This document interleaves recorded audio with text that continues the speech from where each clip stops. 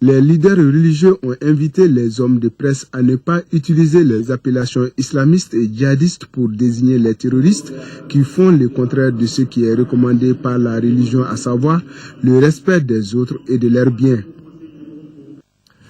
Après la sécurisation de la ville de Tombouctou, le colonel Keba Sangari, commandant des opérations militaires de Tombouctou, et ses hommes veulent en faire plus pour l'intérieur de la région. Une manœuvre militaire a été entreprise dans ce sens. Objectif, ratisser les lieux et sécuriser davantage les populations civiles. Envoyé spéciaux à Ramadjimde, Shérif Moulay. Repos, comprenez encore une fois que la mission elle est délicate mais pas impossible pour nous. Pas du tout impossible. Ces vaillants soldats sont conscients de l'importance de la consigne donnée. Ces militaires sont rompus à la tâche, les instructions semblent bien comprises et la troupe est prête. Même mission, direction les camps de Gounam. La section d'éclairage en tête, dont Alpha est en tête, suivi d'Alpha 2, Alpha faire la marche. En avant.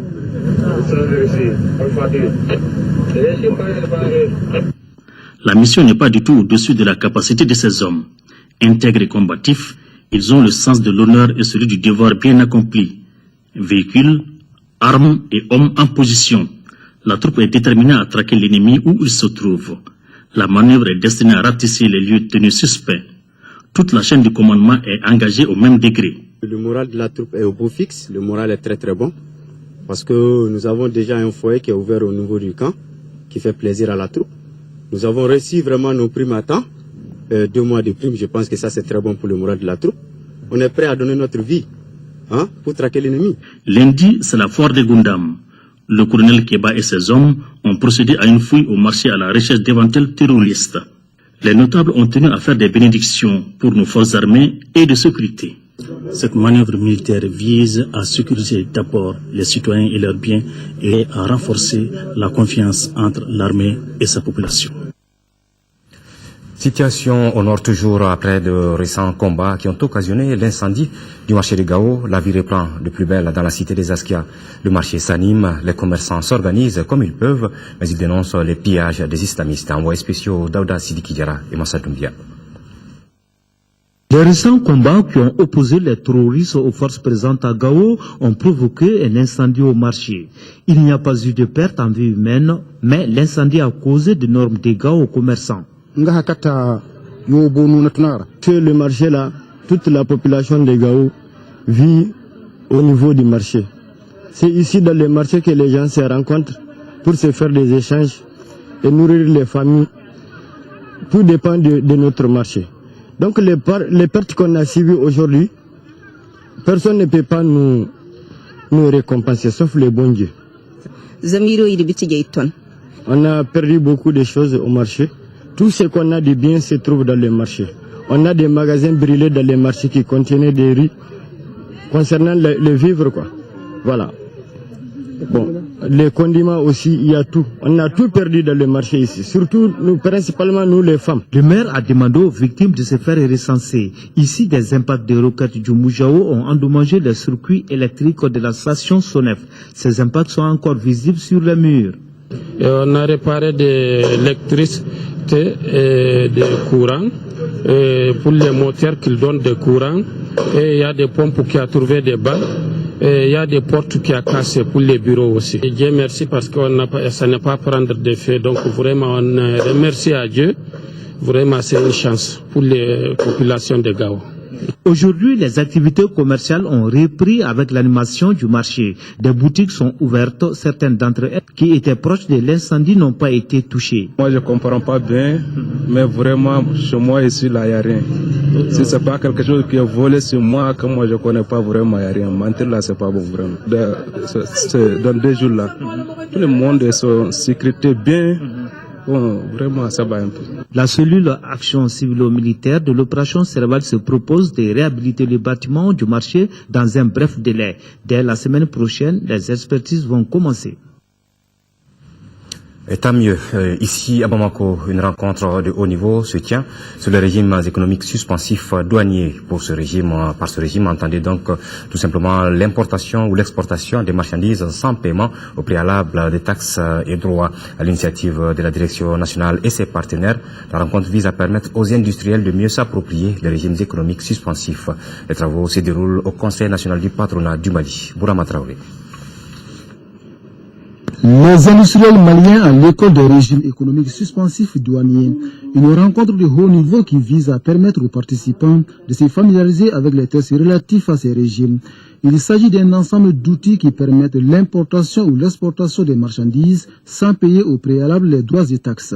Donc ce sont des régimes qui permettent la facilitation de la production, qui permettent la facilitation de la commercialisation.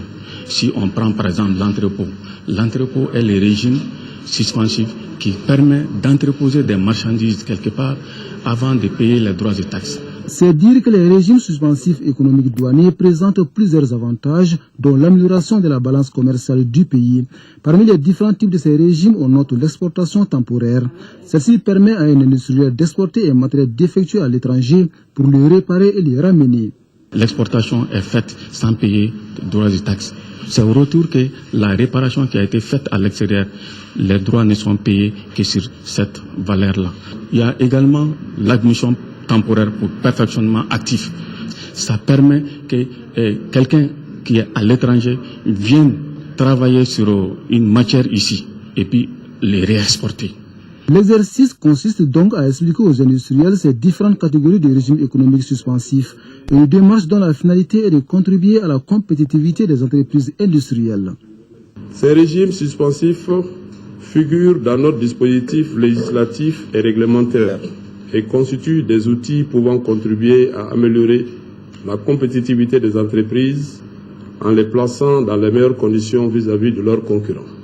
Et du coup relancer l'économie nationale, une économie en berne suite à la crise institutionnelle et sécuritaire qui secoue le pays. L'association Femmes Battues est une association humanitaire qui a officiellement ouvert ses portes dans le cadre du 8 mars. Elle a pour objectif de défendre, de protéger et de prendre en charge les femmes battues. Plus de détails avec Khadija Tokoni.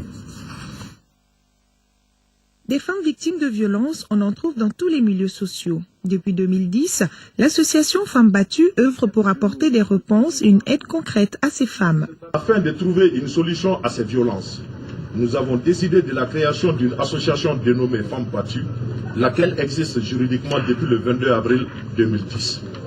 Elle a pour objectif principal la défense, la protection et la prise en charge des femmes battues, et régie par les textes maliens en vigueur et les instruments internationaux.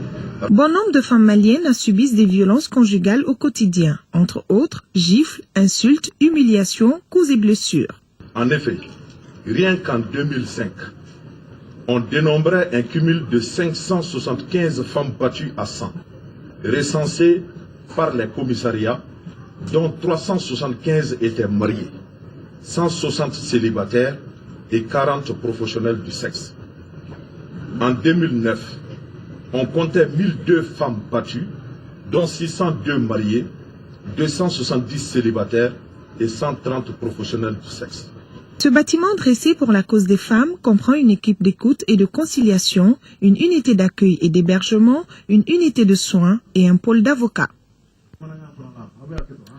À l'occasion donc du 8 mars, journée internationale de la femme à la 3e région, à travers l'association des femmes rapatriées de Côte d'Ivoire, apporte son soutien aux veuves de militaires tombés sur le champ d'honneur. Elles ont reçu lors de la célébration de cette journée du 8 mars attestation et matériel de travail. Un événement présidé par le gouverneur de région, Mahamadou Diaby. Ortem Sikasso, le reportage de Sekou Konaté.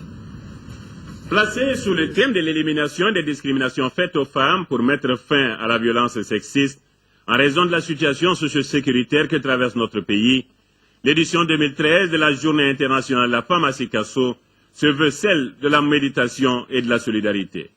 C'est aussi pour chacun de nous, hommes et femmes, de faire le point de ce qui est fait et de ce qui reste à faire dans le domaine de la promotion de la femme, afin de prendre de bonnes résolutions susceptibles d'améliorer davantage le vécu quotidien de la femme. C'est bien pour adhérer à cette démarche que l'association des femmes rapatriées de Côte d'Ivoire à Percy a initié une formation en transformation des produits locaux en faveur des veuves des militaires tombés de Kati, Koulikoro et Sikasso, afin de les aider à se prendre en charge à travers des activités génératrices de revenus. Le pouvoir économique est réduit du coup avec la tradition du salaire en pension de retraite. C'est pour cette raison que le Fonds d'action d'urgence nous a aidés à organiser ces femmes veuves des régions de Koulikoro et Sikasso et les former sur les techniques de la transformation agroalimentaire. Des attestations, du matériel de travail et un fonds d'accompagnement de 400 000 francs CFA pour les 14 femmes, le geste est fort salué par la porte-parole des bénéficiaires. Et l'autorité régionale loue la démarche.